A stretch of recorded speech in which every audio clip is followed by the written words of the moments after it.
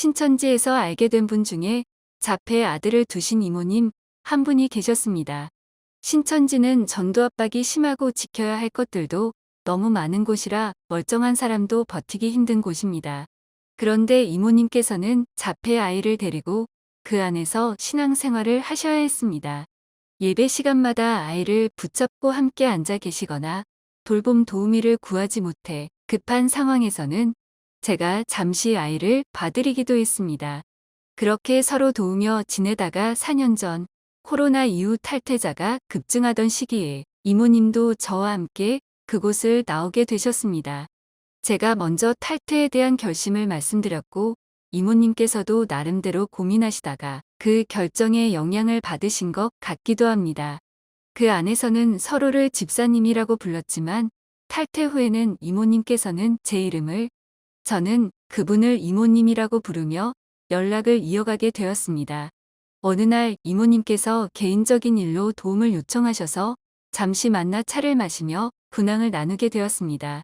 그때 저는 정말 아연실색할 수밖에 없었습니다.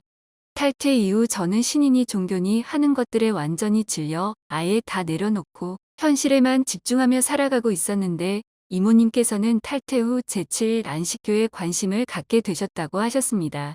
미국에서 시작된 역사가 꽤 있는 교단이고 한국 개신교 주류에서는 경계하지만 병원과 대학도 운영하는 꽤 큰 교단이라 저도 알고 있었지요. 그 이야기를 들으면서도 저는 종교는 이제 다 거기서 거기라는 생각을 도저히 떨칠 수가 없었습니다. 그래서 여쭈었습니다. 이모님께서는 왜 다시 종교를 찾으시는 건가요? 이모님께서 말씀하신 이유는 이러했습니다. 채식을 권장한다는 점, 세속적인 것을 경계한다는 점, 사람들이 전반적으로 따뜻하다는 점, 그리고 안식일을 토요일로 지키는 것이 성경적으로 느껴진다고 하셨습니다. 다만 꼭 그곳이 진리라고 확신하는 것은 아니고 나름 알아보고 계신 중이라고도 덧붙이셨습니다. 세 번째 이유만큼은 저도 어느 정도 이해할 수 있었습니다. 신천지는 전도 압박도 심하고 지켜야 할 것도 너무 많아 사람들이 늘 여유가 없고 날이 서 있습니다.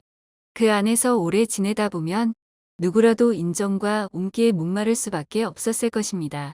그럼에도 불구하고 제 마음은 계속 불편했습니다. 이 모든 이유가 어디까지나 표면적인 것처럼 느껴졌기 때문입니다.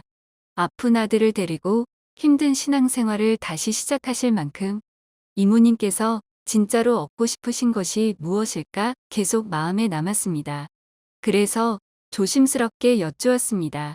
이모님은 거기를 다니시면 무엇을 얻으신다고 생각하세요? 잠시 생각하시던 이모님께서는 이렇게 말씀해 주셨습니다.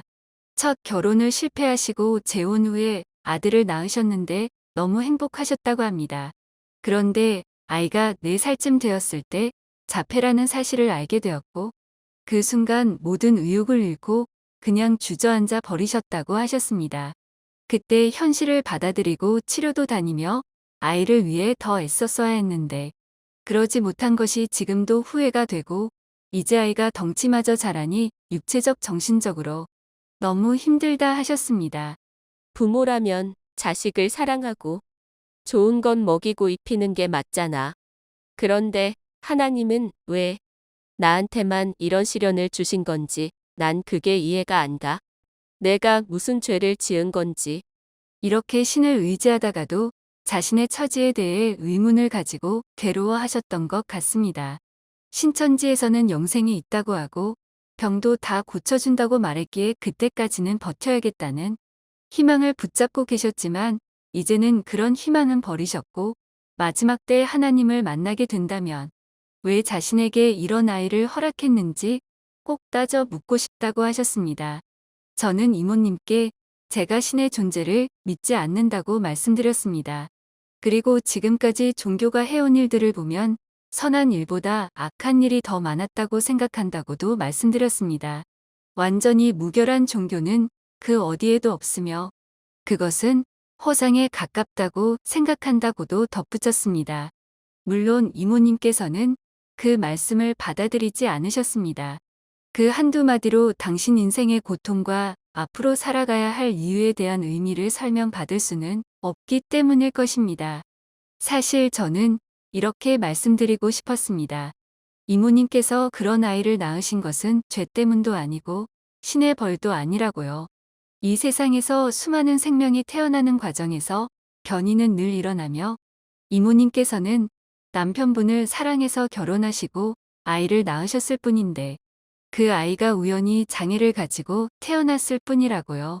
하지만 말씀드릴 수 없었습니다.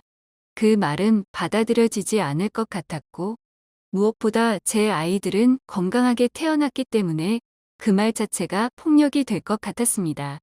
이모님께서는 생물학적인 사실보다 신의 존재를 믿는 틀 안에서만 삶의 의미를 찾으려 하시는 것처럼 보였고 그 모습이 너무 안타까웠습니다.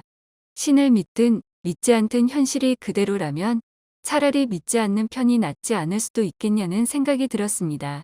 그러면 말도 안 되는 죄책감을 가질 필요도 없고 남은 에너지와 돈을 교회에 쏟지 않아도 될 텐데 말입니다. 지금 할 수 있는 일들에 몰두하시고 가끔은 산책도 하시며 본인 건강부터 챙기셨으면 좋겠다는 생각이 들었습니다. 다시 종교를 찾아 헤매시는 이모님의 모습을 보며 얼마나 마음이 힘드시면 저럴까 싶다가도 종교에 학을 뗀 저로서는 그 모습이 너무 괴이하게 느껴져 더 이상 대화를 이어갈 수가 없었습니다. 사이비에서 나왔다고 해서 인생의 고통까지 함께 빠져나오는 것은 아니지요. 저는 종교를 떠났지만 종교를 찾는 사람을 완전히 이해하지 못한다고 말할 수는 없을 것 같습니다.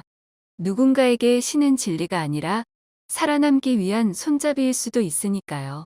다만 그 손잡이가 또 다른 상처가 되지 않기를 바랄 뿐입니다. 오늘 영상 시청해 주셔서 감사합니다. 다음 영상에서 뵙겠습니다.